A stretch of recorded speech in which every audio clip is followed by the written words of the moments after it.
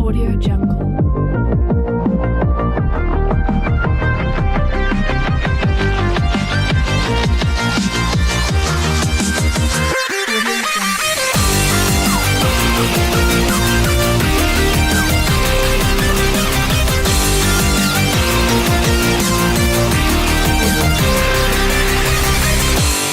What's up, guys? Mike Penta here with the Mind Gym Podcast, episode number 3, with my guest, up-and-coming heavyweight boxer, fighting at a main event. He's 10-0, knocking people out, Cassius Chaney.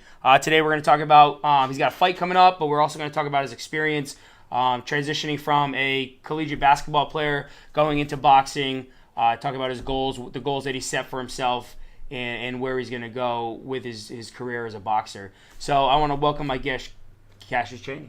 Hey, how you doing, Mike? Thank you. Good. So kind of give us a little background about yourself, because I had mentioned that you didn't start boxing. Well, let's start off. Your parents named you after Cassius Clay. Yeah, I'm named after Cassius Clay. My dad saw a magazine in the supermarket. I think Ali had just beat Sonny Liston, and said he's gonna name me Cassius. And you never boxed until you were what? Never boxed until I was 22. So that's pretty cool. Yeah. I mean, did you know anything about boxing? So what? I knew certain fighters like Roy Jones Jr. Yeah. Were you into boxing?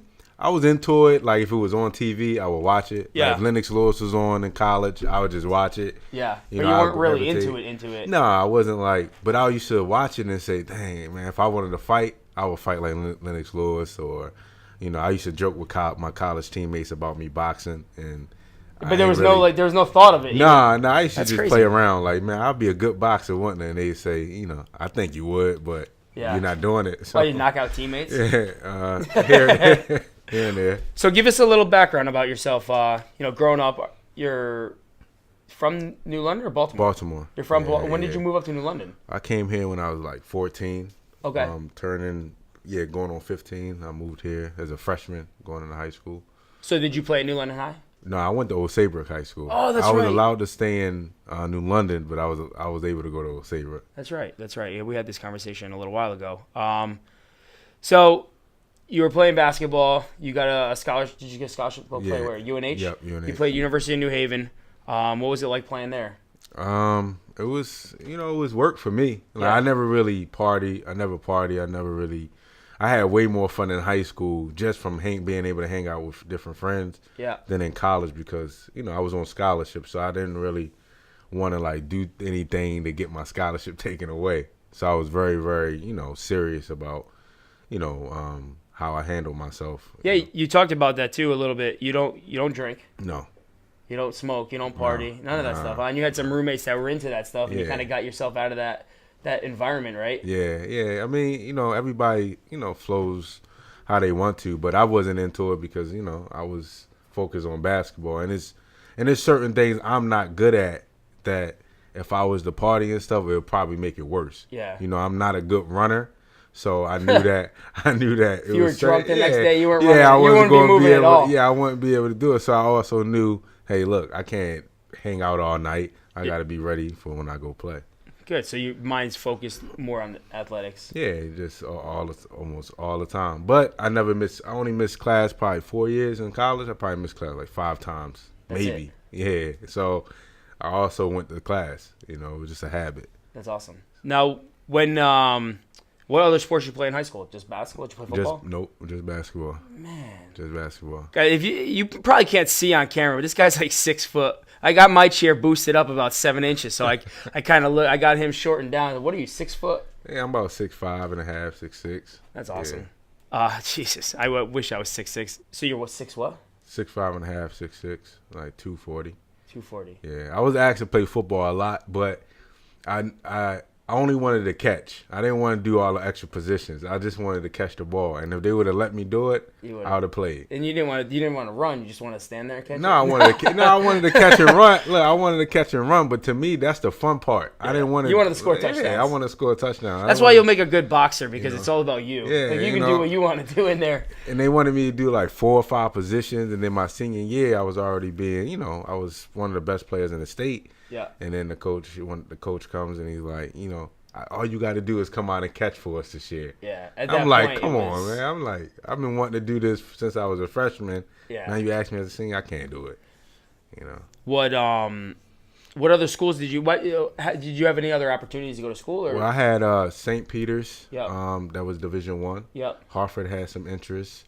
URI has showed some interest. But I think that I was going to take the first opportunity that presented itself. James Madison. Yep.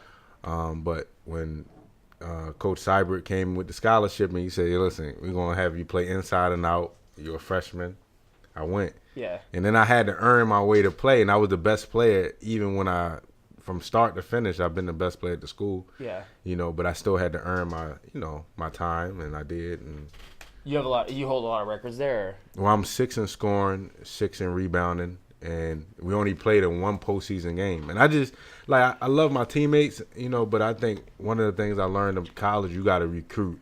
You got to recruit. You know what I'm saying? You can't. Oh, absolutely. You can't sugarcoat. You can't recruit always good guys. Yeah. That fit personality. You know what I mean? Sometimes you gotta recruit dogs. Yeah. You got to. Savages. Yeah, you got to, and then you gotta hope that they Do what they're supposed do to do. what they're supposed to Go to do on the class. campus. Yeah, Yeah. you just gotta Not do just it. create havoc. Yeah, you gotta just Yeah. recruit. Basketball, I mean, I don't know much about. It's probably I played every sport there possibly is growing up. Basketball, I was terrible. I don't know why. I just could not grasp the concept of dribbling with not just my right hand. So when I would play, and I grew up in the New Haven area, so it's not like we didn't just have guys that couldn't play basketball. It was just I just sucked. You know what I mean? And I took to football well. It was a violent sport. I played hockey my whole life. Baseball I played for a long time. Basketball, I just could not figure it out. I couldn't figure out how to dribble with my left, and I sure as hell couldn't figure out how to shoot unless I was on my right. And most of the time, I couldn't even make the basket in. So maybe it was my hand-eye coordination. I don't know, depth perception. I'll blame it on my depth perception. But no, so you graduated college, and that's when you started getting into boxing? Yep, I went to the gym. Actually, I drove by the gym downtown here in New London, the Whalen City. Yep. I drove by there probably like 2-3 times, and I was like, man, I should just call. Yeah. So I was nervous, so I called, and they were like, just come down and check it out. They didn't know who I was or anything. So I go in, Coach Kent, Coach Orlando, they were both at the door at the time, and they see me walk in. They probably were like, damn, this is a big dude. Yeah. And I just started going every day. They said, come tomorrow. I started going every day, and he asked me if I wanted to fight. I said, yeah, I fight, and I fought and won the Golden Gloves my first year. So Now, so you won the Golden Gloves. How long did you start boxing before you got went when was to the Golden the gym Glove? in August. The Golden Gloves started like in January. So Oh, wow. It Half a wasn't year? long. Yeah, it wasn't long, but it was more like getting through the winter, the running in the winter, that type of stuff. That was kind of like the tough part. Yeah. But once I got to the fight, I was like, whatever. Yeah, I was cool about it. Yeah. Yeah, I already knew that it was, Brian Macy was coming to help me. Yeah. And he was telling me, look, it's glorified sparring. So just look at it as sparring with judges. So that was always in my mind. I never took it I took it serious for me, but I didn't take it to the point where, it's going to make or break me. Yeah, it got you what I'm nervous. saying? Yeah, and I was like, cool. Yeah, I feel like in like an individual sport like that, that's kind of how you have to take it. The guy that's nervous and thinks that no matter what happens, it's just going to affect everything that he does. I feel like the pressure sometimes gets too much, and I know a lot of guys that fight. I mean, I train a bunch of fighters, MMA guys. This is my first boxer I've ever started training. If you guys don't know, I didn't mention this, but I started training Cassius a few weeks ago. He came to me. How the hell did you even find out? I didn't even know Cassius. I heard about him. I didn't really know much about how. Miss Susan Devlin told me that she would contact you for me. I was like, cool. First, when she mentioned you, I'm thinking it's an older guy. Oh, yeah. That's why I would text you like Mr. Pinto. I know. I'm like getting these. I'm like, man, I'm getting these text messages. I'm like, who is this guy? Like, he doesn't have to call me. He's like, Mr. Penta. It's a nice to meet you. When do you want to meet? I'm like, Mr. Penta, that's my dad. I'm like 33 years old, man. Like we're the same age. I just had this view because You got like Rolly in the gym. Yeah, I'm thinking your trainers, your boxing trainers are in their 60s and stuff. You know what I mean? Some a little and older. she's friends with them, so I'm like, I'm like, all right, so okay, Mr. Penta, and I'm doing this. Then I see you at the event, and I'm like, oh, he's my age, man. Yeah. Mike, come on, Tattooed, yeah. like talks I'm like terrible dialect, like. yeah, I'm like, he's my age, man. I'm texting with Mr. Penta and stuff.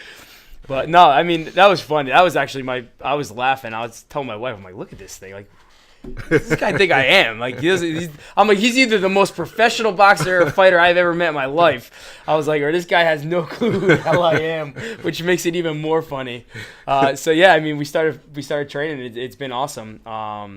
You know, I could tell that right away about you, about your kind of the way you are mentally, because we kind of talk about it. You know, you're very dedicated and serious about it, but at the same time, you know, kind of where you're at, what your goals are, what your aspirations are, and you don't let all the outside noise and the pressure of everything else. You kind of just you go with the flow, which is amazing. I think it has more to do with you not being in the sport since you were like 4 years old. I think guys like that came up into the sport, it's like live or die, or don't.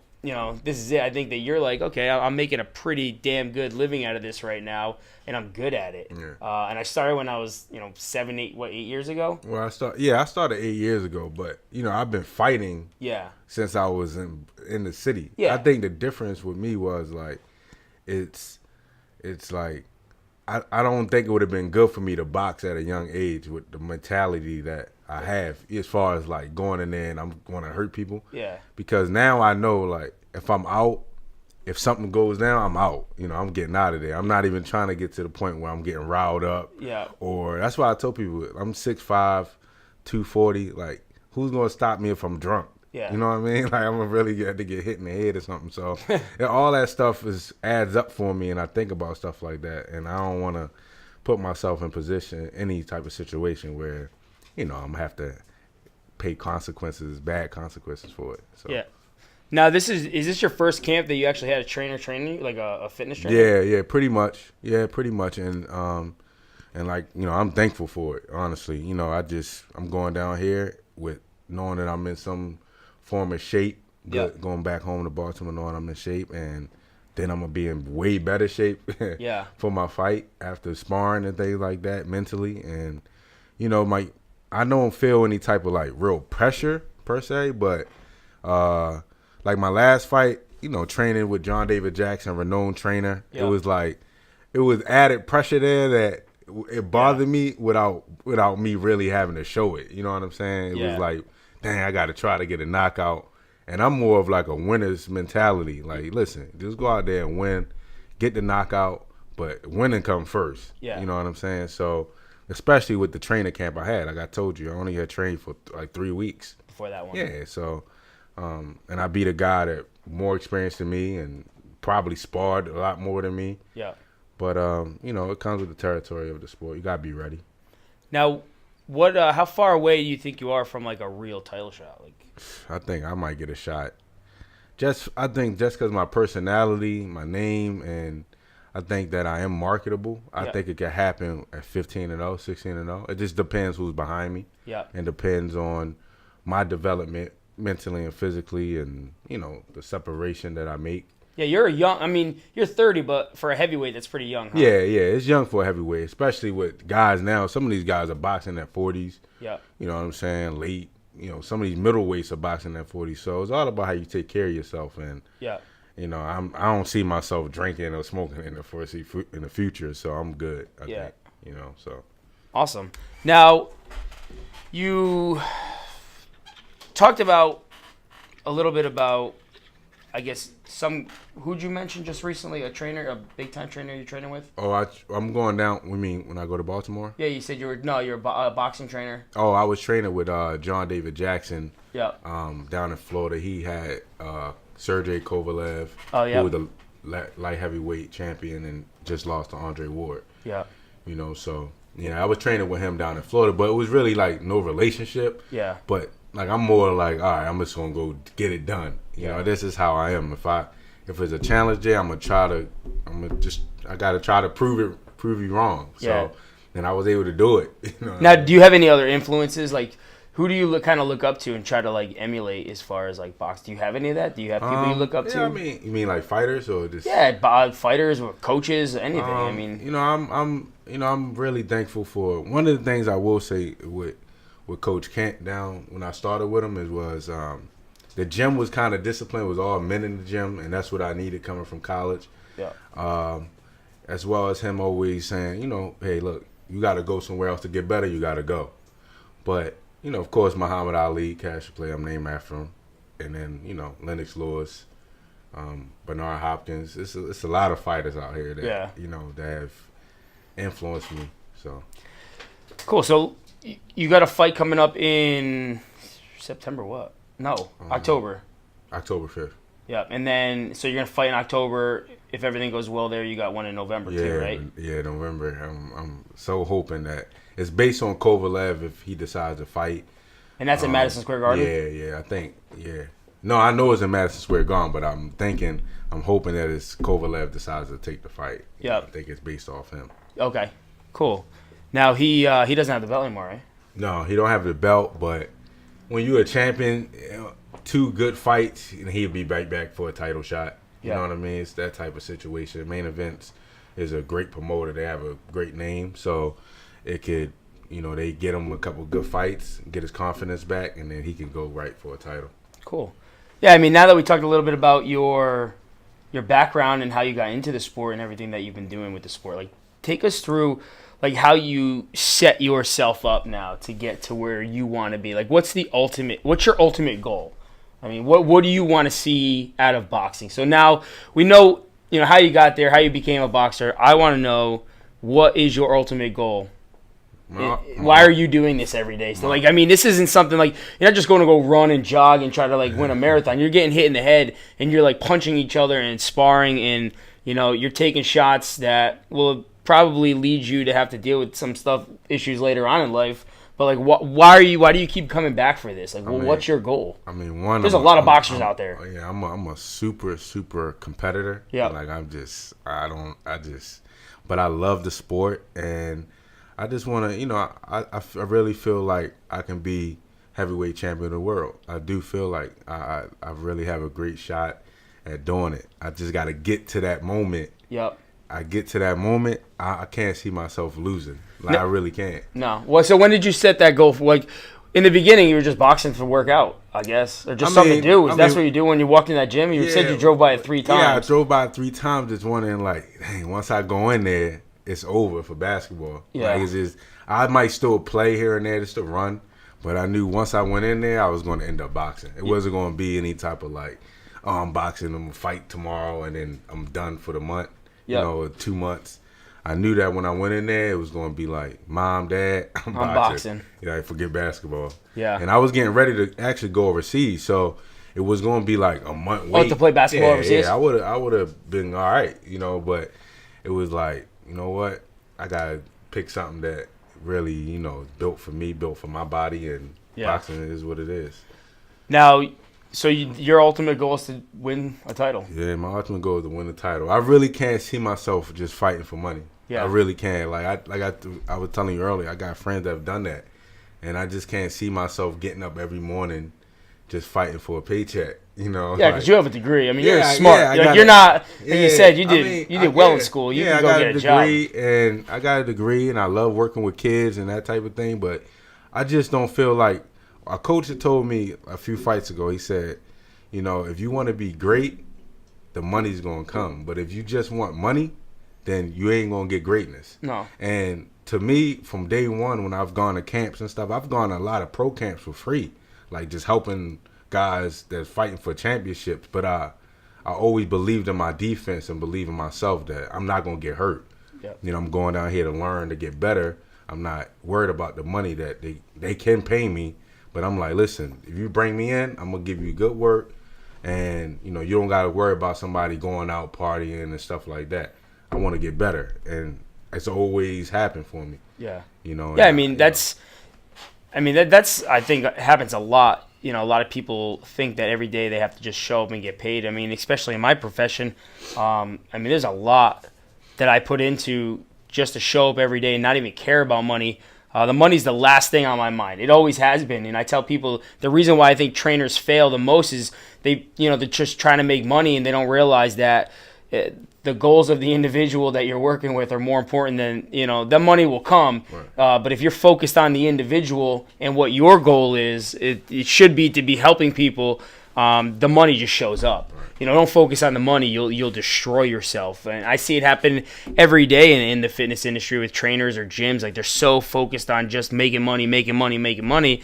And I'm like, guys, if you focus on the individual, servicing the person or grinding it out, working hard and giving the best service you can and being the best trainer you can be and getting that person that you're training to their goals, money will just keep coming because your name will just be out there. Exactly. So stop chasing money. Chase your member success is what I try to. When I consult with other coaches and trainers, that's what I tell them. I'm like, guys, it's the member first. The member, if you service the person in front of you, you will make money. So don't even worry about money. If you're just worried about money, you won't have enough time to service people. Right. That's awesome. So you're focused on winning. Yeah, I'm focused on winning and getting better. Like, I try to explain to people, it's not like I've been boxing for 10 years. I've been fighting for forever. Yeah. But boxing is different. And, of course, I want to knock out every fight. But it's sometimes it's like, listen, go win. Show them that you can beat them easy. And I've lost, out of 10 fights, I probably lost 2 rounds. Yeah. You know what I'm saying? Those rounds were based off me just kind of like falling to a little lackadaisical days a little bit and them stealing around. But it wasn't like they took it from me. You know what I mean? Yep. So I'm getting better. And for me to get better, I just have to keep putting myself in the right mindset, positive mindset. Now, what happened? Have you ever been in a round or a fight so far where shit just did not go your way? Like in the beginning? Or, have you just literally walked in and just stepped on everybody and just beat your chest and said, I'm out of here. I'm taking this one. Or have you ever gotten in the middle of a fight and shit just wasn't going the way you guys planned it for the fight? Yeah. My first fight in Philadelphia, me fighting, like that Philadelphia is like my second home. My father's from there, my family's from there. And I was excited. I had like a slight tear in my labrum and tendonitis in my rotator cuff, my left arm. And I'm like, I can still beat this guy. I think I can stop him. I hit him with a right hand on the top of his forehead. And my knuckle just probably exploded. Yep. You know what I mean? In my glove. And I'm like, you got to be kidding me. But I went out there and I still handled what I had to handle. I beat him easily. And, the coaches were just like, wow, you show, that nothing really can phase you. Yeah. But in my mind, just from basketball, I've played with injuries before. Yeah. So going into that fight, when it happened, I felt more bad that, people came to see me and they couldn't see like a show. Yeah. But I did what I had to do. Did you have to switch it around and play more defense? Yeah, I switched it around. Actually, I went southpaw for a little while, but it was the fact that I hurt my right hand and I had the shoulder injury was like, I'm like, damn, man, what else can go wrong right now? But I stayed calm. It happened the first round. So I had 3 rounds to go, and I just said, you know what, just outbox him. Yeah. Yeah, that's kind of a point that I want to be able to bring up and tell people that, guys, sometimes shit just doesn't go your way. Whether you're coming into the gym or you're setting up, goals for yourself, you may hit a spot where things aren't going the way you thought they'd be going, or just shit starts hitting the fan. You're not losing weight, or you're not getting any results, or you're not getting stronger, or whatever it is. But you just have to keep staying focused and believe in yourself and believe in your abilities and stay focused on your goals. If you stay focused on your goals and your goal is to win, like, you don't care at that point. It's like, I'm not just gonna start going rogue here and just doing whatever I can to survive. I'm going to go to what I know and stay focused on winning. So you had to change up your entire game plan just to win, not just to go in and knock the guy out. The goal was to knock the guy out when you went into that fight, but you had to change it up. It just wasn't going your way. So now it's, okay, let's move forward. The goal is to win. We got to win this fight. Switch it up a little bit and just keep moving forward to win the fight, and you win the fight. Exactly. And I did it. So, Now,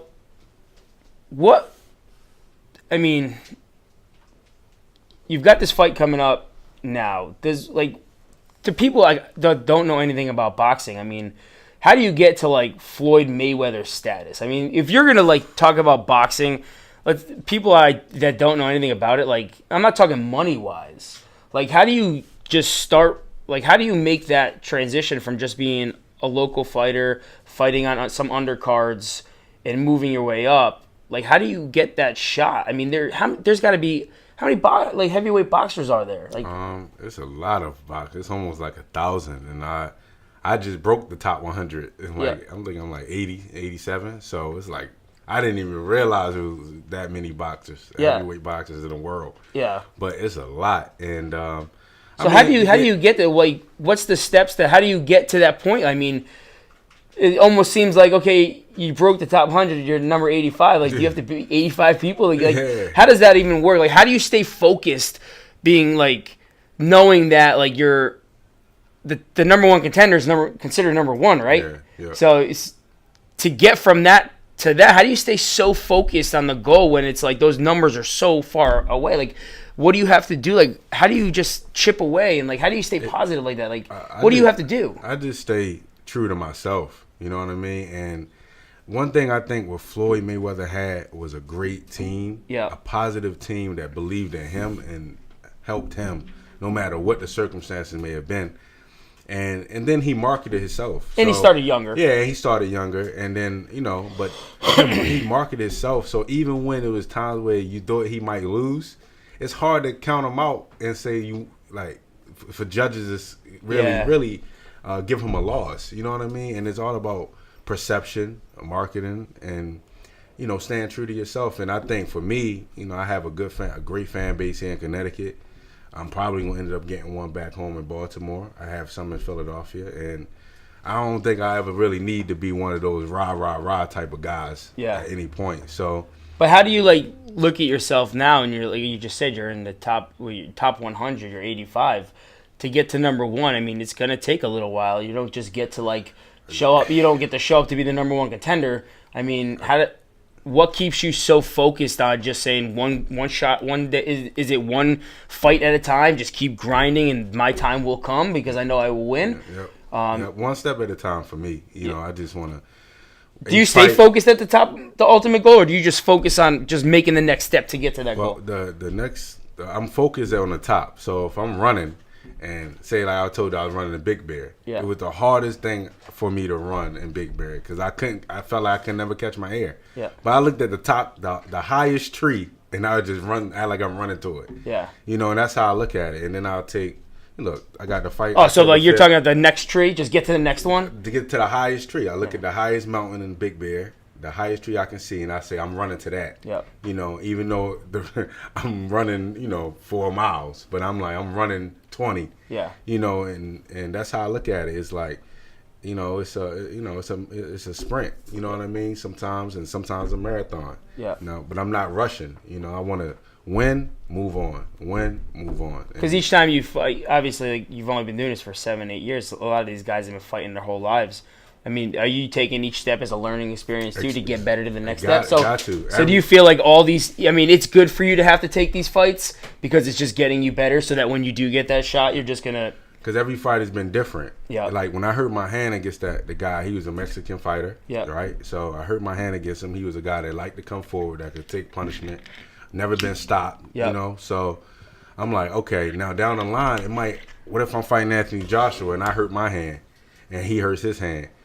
But I've dealt with it before already. And he hasn't. I already know how to get through it. And that's how I look at it's like a video game. I'm looking at every single way to beat this guy in Street Fighter or Mortal Kombat. I'm finding out a way to beat him. Now you went overseas, right, to train? Yeah, to England, To train with Tyson Fury. I helped Tyson Fury. And he wound up beating Vladimir Klitschko for the titles. So that alone actually helped me. That boosted my status up a little bit, my points, and I also think it's just my, how I talk, to people, and how I communicate with people, and even over there in England, it was more like, wow, it's fun. So anybody that want to interview, I give it to you. So it was cool. So what did they give you any feedback about how you were doing, or? Yeah, I mean I went over there with 4 fights and I was like the last guy on the totem pole as far as all the sparring partners. Yeah. I ended up being the number one guy, like, in a month. To work he's with like, him. yeah, listen, He we wanted need to you to keep- stay. Yeah. And I was ready to go home. Like, listen, man, this is crazy. Like, the Yeah. traffic, everything's different. But they come to me and they like, listen, anybody can go but you. So they we'll kept give you. you a bonus if you stay. Oh, wow. I said, listen, all right, the bonus is good, but how about if you want me to stay, get me a fight. And they got me a fight, and I stayed. Oh, wow. Yeah, so I was able to get a fight over there in England against a really experienced guy, and I just beat him easy, Grinding, Yeah, man. with I don't even know how to like describe your mindset and your attitude. It's just every time I talk to you since I met you, everything is positive. I don't know how the hell if that's just something you grew up around, but it is awesome to see because no matter what we do, whether I put you through a workout or just talking in general, it's just everything is positive. You were playing with my kids.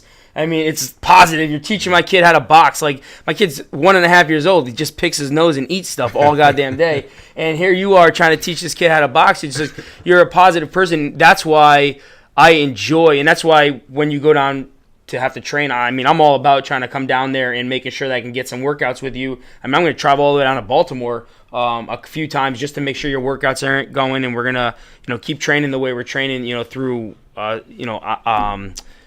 what's it, Skype or something. We're going to set something up so that I can keep training you. But, I mean, just being around you is awesome for me. So, I mean, I never tell you this, but, I mean, I get excited when you hit me up and you're like, we training today? You're excited to train, and you're just so positive, and it's awesome. I mean, it's such an amazing attitude to have, and that's why I feel like it was great to have you on the show, and I also truly believe that you are going to be a heavyweight champion, and I'm pretty excited to just watch the journey now because I never got to see you fight, and now I get to kind of hang out and watch these fights. I got to see a lot of these other fighters. I've been at MMA fights and pro MMA fights for Bellator and watch these guys develop since they started. But now I gotta get to sit back and you've already got it. I get to just watch it now. I just get to see a guy sit there and tell me that he's going to win a title and for the next 3 years or whatever it takes you to get there. I mean, I'm all about grinding and watching. So thank you.